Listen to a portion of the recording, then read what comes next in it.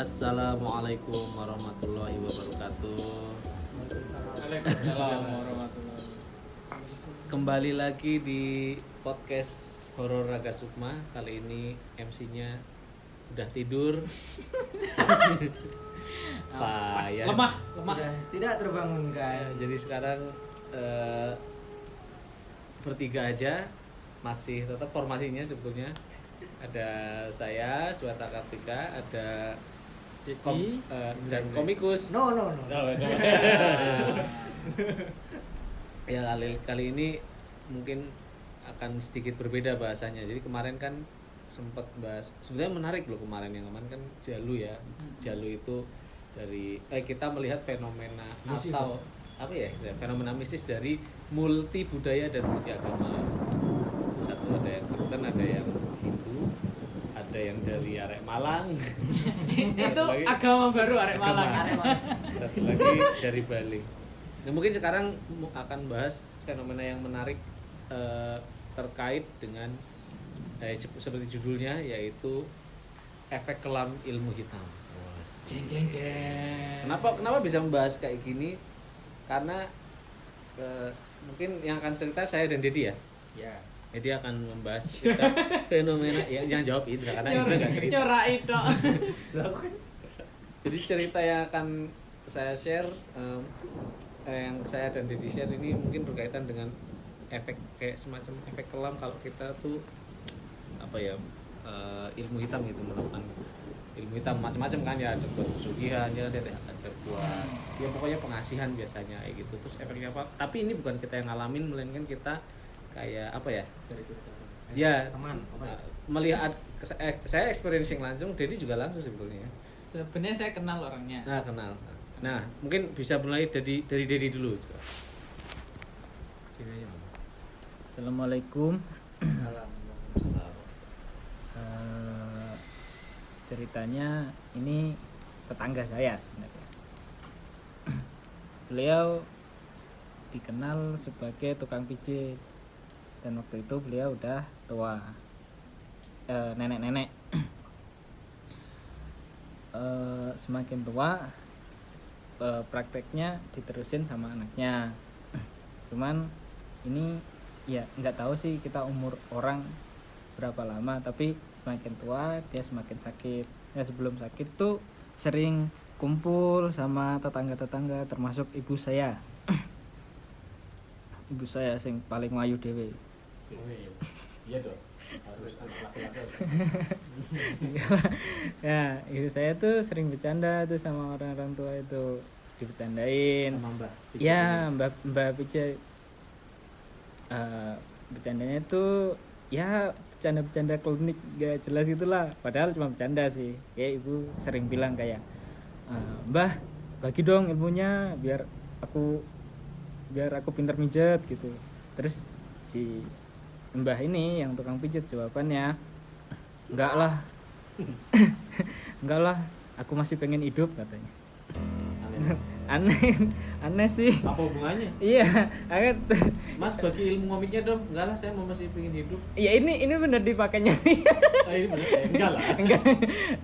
Ya itu bilangnya gitu. Terus ibu ya udah nggak begitu peduli, kirain Nggak kayak nggak bercanda soalnya buyut saya sendiri juga tukang pijit, jadi kayak tukang pijit tuh umum gitu waktu itu. Lama ini makin lama makin apa ya, nggak produktif sih makin sakit gitu, sakit-sakitan. Iya, kondisinya memburuk. Terus makin ini apa, tidur hanya cuma bisa tiduran di kamar apa prakteknya sih. Ya kita anggaplah beliau punya ilmu dalam tanda kutip lah ya. Terus nggak lama dari itu, setelah beliau sakit-sakitan, ada orang baru di desa itu, kayak orang desa saya itu cewek dapat orang desa sebelah ini cowok. Orang yang baru ini Orang yang baru ini ceweknya atau cowoknya? Orang cowoknya. Orang desa saya ini tetangga saya yang asli itu cewek. Dapat suami, menikah dapat suami orang desa sebelah. Ya. Desa sebelah agak jauh lah sebenarnya. Nah, yang cowok ini pinter mijit.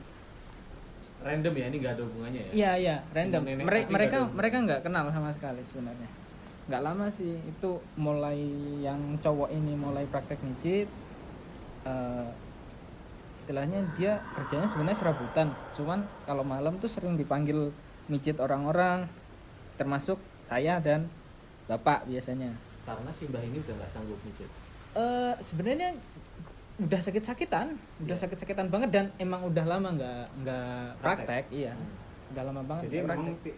keberadaan orang ini menggantikan ya, menyubstitusi keberadaan Iya, tukang pijat gitu. iya pokoknya di situ kan kayak sebenarnya anaknya dari mbah ini juga tukang pijit.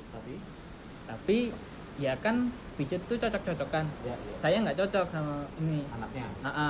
Kayak terus ada tukang pijit lain, beliau modelnya gender gitu. Kalau cowok nggak mau, maunya cewek sama anak-anak. Ya. Jadi ini para cowok-cowok susah mendapatkan tukang pijit, apalagi yang nggak Mesir.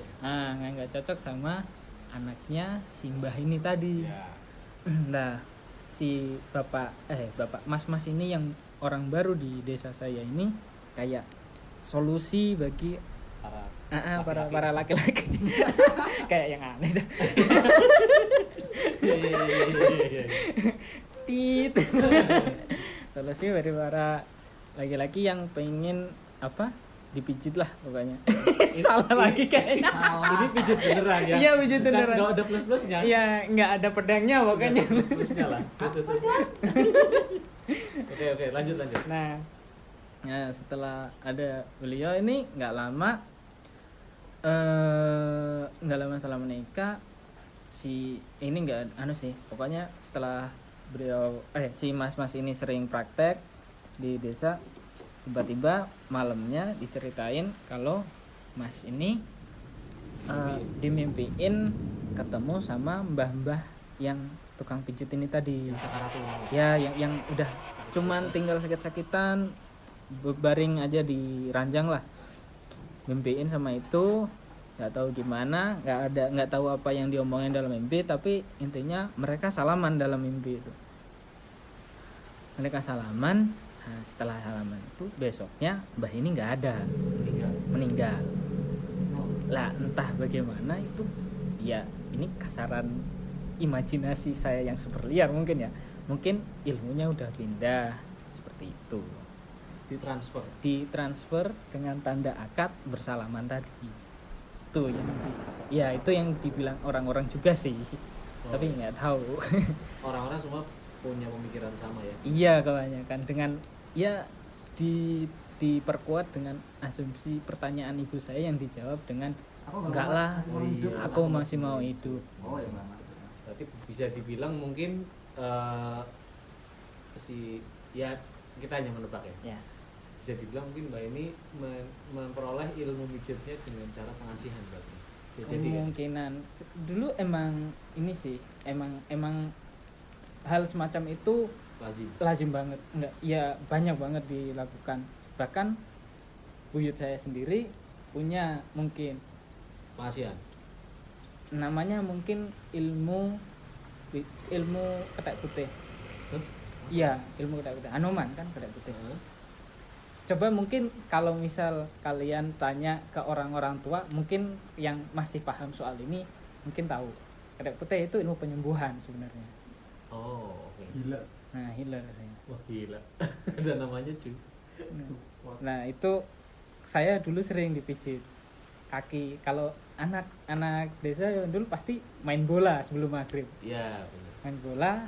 Nah, pas ini tulang kering, karena tulang kering pasti bengkak kan. Kaprokan. Bengkak, hitam. Saya nggak berani pulang, langsung melipir ke rumah buyut. Langsung sembuh tapi. Langsung sembuh. Kayak sangkal putung kali. Iya. Tapi waktunya ya kayaknya iya. Aneh banget. Nggak masuk akal. Temanku kecelakaan separah itu gitu, tulangnya tuh keluar. Kesangkal putung sekali usap, yang mungkin tidak literally sekali usap ya. Heeh. Soalnya dia ke rumah sakit dulu untuk masukin tulangnya dulu. Iya. Terus diusap. Ya benar sekali usap, dia ceritanya sekali usap Oh, sih. sekali usah. Iya sekali usap beneran, dia nggak tahu ya kan nggak boleh masuk bapaknya. Oh. Cuma dia doang ya. Terus Berarti dia yang ada antara pasien dan itu doang. iya. Yang Laki-laki. Kalau saya juga sangkal putung sih, tapi beberapa kali kesana. sangkal potong ki. Sangkal putung itu tempat benerin tulang Iya, sebenarnya. bukan nama daerah. Cuman Iya. nggak tahu itu mungkin dia emang tahu cara benerin tulang dengan enak Baik ilmu pengetahuan atau baik ilmu hitam tadi. ilmu pengasihan dan lain-lain abu-abu. Tapi untuk penyembuhan loh. Iya. Ya, ini juga Ya ya. ini masih dipertanyakan sih sebagian orang yang bukan keras sih, yang teguh pendiriannya karena ilmu apapun tidak boleh ya, haram gitu. Tapi kalau ada tanda kutip sebagai penyembuhan kayak gini, kita juga agak bingung. Iya, ya. Maaf loh. Jadi maaf ya. Maafkan. Iya. Ya benar baik. Hmm. Nah itu efek kelam dari sebuah ilmu Islam. Tapi nggak tahu itu kelam apa enggak soalnya. Tapi kalau buyutku nggak ada nggak ada yang sekarat yang kayak gini. Peristiwa sakaratul maut. Yang sampai kayak gini tuh nggak ada. Emang ada yang ini dia sampai dia sakit iya, sampai tua iya. Cuman Tapi bukan karena- nggak sampai selama ini gitu. Kalau yang mbah yang itu tadi tuh lama banget sakitnya, lama banget. Mungkin karena dia tidak ikhlas atau terlalu lama memendam untuk mengestafetkan ilmunya. Atau Atau belum nemu, nah. belum nemu calon yang Ya, sesuai. Ya, belum nemu soalnya banyak ya konsep Padahal kan kayak gitu. Padahal kan anaknya tukang pijit juga, tapi nggak cocok Iya. dan lebih dikasih ke orang lain. Banyak ya. Itu cerita di semua film hampir kayak gitu ya nggak sih? Sama Iya. sih kayaknya bisa. Iya Kayak bisa. Tapi emang banyaknya kayak gitu. Jadi Ada yang- kan ke anaknya malah nggak terlalu ini, nanti malah cari cangkang lain tuh kayak apa filmnya Exodus yang Nabi Musa juga nggak ke Ramses kan, tapi ke Musanya padahal Berarti yang ingin kayak gitu, Pokoknya yang variasi. ingin bukan yang punya ilmu tapi ilmunya dong. iya ilmunya bernyawa yang nyari cangkang. Tapi banyak yang kayak gitu, pusaka begitu, konsep titisan gitu. Itu yang kemudian saya pakai juga di Journal of Terror juga. Jadi kayak saya pakai di novel, kayak gitu setelah riset ya. Ini kan sebenarnya bagian dari riset. Iya, gitu sih. Ya, menarik sih. Nah, pengalamanku beda lagi. Kalau yang Dedi tadi kan peristiwa tukang pijat di desanya. Kalau saya tuh pernah waktu masih SMP atau SMA ya, saya tuh punya teman sekampung.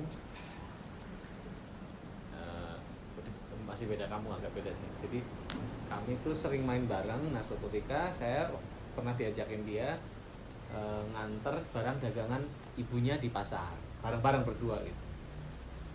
Enggak saya sebut lah ya pasarnya, pokoknya kok keparahan gimana? Iya pokoknya Jadi trending topik.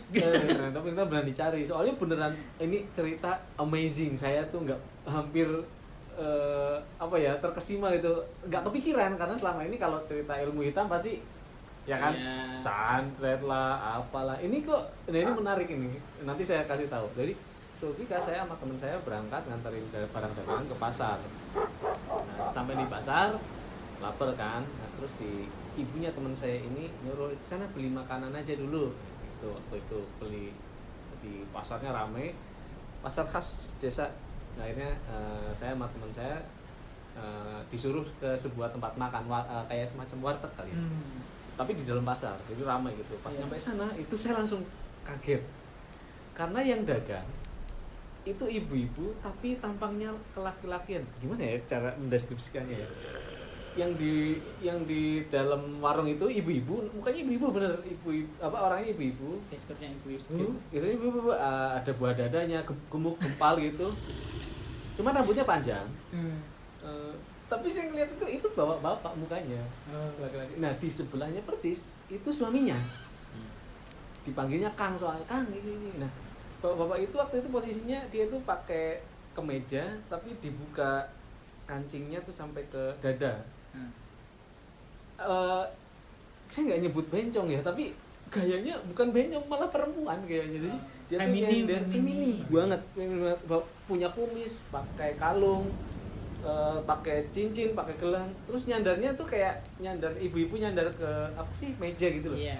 Nyandar kayak gitu agak lenjeh gitu kayaknya. Di satu lengan ya. Di satu lengannya nyandar, terus isi ibunya tuh layani suaminya di samping itu sambil ngobrol sama customer, ada yang lagi makan gitu ngobrol.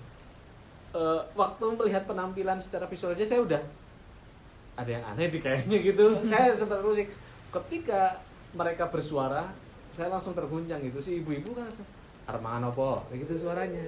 Jadi ngebas beneran suara laki-laki, armangan opo mas kayak gitu. Jadi oh laki-laki ya. Saya langsung di ini apa ya, langsung milih ya kayak warteg kan. Tapi nggak ngomong mas kan. Enggak diproduksi Erus lah. Makanya kan langsung saya langsung milih ya, warteg kan touchscreen kan, jadi milih ini. Nah terus bapak itu di sebelah sambil ngobrol sama customer tuh kedengeran suaranya perempuan, jadi ya apa sih ya yang ini itu, jadi suaranya loh Kemenye. bukan lenje, ibu-ibu, suara ibu-ibu. Itu sampai mikir ini bapak yang mana sih. Jadi di situ saya melihat peristiwa gender band yang kemarin lagi ramai face app lewat ini tuh langsung sampai ke suaranya, sampai ke penampilannya, sampai ke pokoknya sampai ke semuanya gitu. Akhirnya setelah makannya di situ, terus balik saya nanya sama ibunya teman saya, Bu saya mau nanya, itu kok tadi aneh ya penjualnya, wartegnya? Oh iya emang aneh gitu. Kok kelihatannya biasa aja gitu. Ya udah biasa orang sini gitu. Emang kenapa bisa kayak gitu? Saya pikir kan apa karena cewek tomboy kawin sama cowok lenje gitu. Apakah takdir Bu? Ya kan bisa aja kan dia berkata begitu ya, saling melengkapi gitu kayak puzzle gitu. Bener romance banget ini kalau iya gitu. Bukan ternyata. Bukan gitu. Nanti aja diceritainnya di rumah. Akhirnya terus wah penasaran gitu. Sayangnya saya baru ke rumahnya teman saya lagi itu setelah 1 mingguan lah. Jadi akhirnya saya nagih ceritanya, Bu saya mau nanya, manggilnya Yu ke ibu ya teman saya, manggilnya Yu, ayo apa ceritain yang kemarin gitu, yang itu. Oh iya itu efek pesugihan. Udah gitu doang. Loh efek pesugihan gimana? Iya dulunya tuh pesugihan tapi nggak di situ tempatnya. Jadi mereka tuh buka warteg di Mananta pakai penglaris. Penglaris ya, beda ya sama pesugihan ya? Beda. Penglaris terus. Nah, katanya kan kalau piara kayak gitu kan harus bayar apa ya, yang bayar pajaknya lah. Iya. Bayar sajennya, jadi kayak harus nembus. Nah, sayangnya di satu titik mereka itu gaji si jin penglaris ini gitu. Nah, suatu ketika mereka memutuskan untuk bertobat. Jadi kayak berhenti, terus apa ya istilahnya kayak apa sih bargainnya supaya kami bisa berhenti kayak gitu. Ternyata waktu itu saya nggak, detailnya kita nggak dikasih tahu sih, cuman intinya mereka berhasil berhenti, tapi itu di switch gendernya gitu. Di switch peristiwanya berlangsung udah puluhan tahun silam. Jadi kayak mereka berangsur-angsur menjelma, yang laki-laki menjelma jadi istrinya, yang istrinya menjelma lama-lama jadi laki-laki. Jadi berarti enggak sekali. Oh enggak sekali waktu. Enggak sekali waktu, berarti berproses. Dan itu menempel selamanya like forever. Dan mereka nggak punya anak. Jadi gue rada anak kayak gitu dikasih tau sama gitu. Yang cowok pakai mukena apa? Iya, boleh. Aneh kan? Efek kelam dari ilmu hitam itu sama ini kan ya tadi kan tak bilang santet apa kayak Dedi tadi juga menarik ternyata. Oh, untuk melepaskan aspek itu butuh proses gitu, butuh untuk benar-benar clean, dan itu nggak bisa gitu, emang sulit gitu kan. Makanya kayak ini juga, tak pikir bisa selesai dengan ya udah salaman kita nggak lagi ya, bye. Nggak, ada konsekuensi lain yang harus diterima, yaitu tadi efeknya gender band gitu sih. Sekali masuk kalian akan sulit untuk keluar. Iya kayak bukan sulit untuk keluar, tidak bisa. Kayaknya itu dipakai di tagline-nya Silent Hill. Ya itu once you enter Silent Hill, you'll never. Iya. Sekali kamu masuk Silent Hill, kamu nggak akan bisa keluar lagi. Dan itu sebetulnya sebuah perumpamaan bahwa kalau kita bermain ilmu hitam, ya udah. Itu kayak air bening ketetesan tinta Cina, udah itu mau dibersihin kayak rasis gimana? Kamu. Oh iya, maaf, tinta Tionghoa. semakin Semakin rasis. Ya pokoknya kayak gitu sih. Ya, mungkin itu aja sih yang pengen di share di podcast kali ini. Nanti kalau teman-teman punya usulan mau suruh bahas apa yang beda ya, jangan pengalaman horor terus. Banyak di Do You See What I See, nonton Do You See What I See aja. Di sini yang unik-unik lah nanti bahasnya. Yang bisa diketawain. Yang bisa diketawain, yang unik. Nah kalau teman-teman ada usulan silahkan langsung kasih komen, kirim pesan ke Facebook Padepokan Raga Sukma atau ke Instagram. Itu aja dari kami. Saya Dedi dan Indra pamit dulu. Terima kasih. Ini baru turun. MC-nya baru bangun. Podcast sudah selesai. MC baru.